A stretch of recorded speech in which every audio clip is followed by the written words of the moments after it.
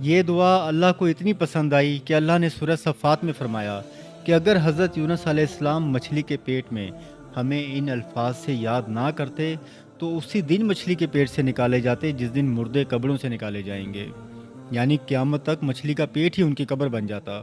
اتنا غصہ، اتنی بڑی آزمائش، لیکن صرف ایک جملے نے سب کچھ بدل دیا۔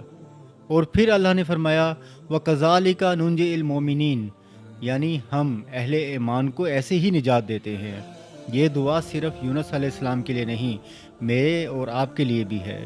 میرے نبی صلی اللہ علیہ وسلم نے فرمایا جو اس دعا کے ذریعے اپنے رب کی طرف متوجہ ہوگا اللہ اسے کبھی محروم نہیں کرے گا۔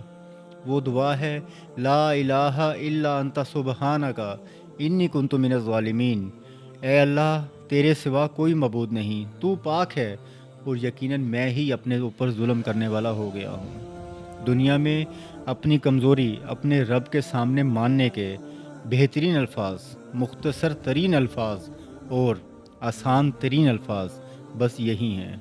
اگر آپ بھی کسی مشکل میں ہیں تو یہ دعا کو اپنے دل میں اتار لیں، اللہ راستہ نکال دے گا انشاءاللہ۔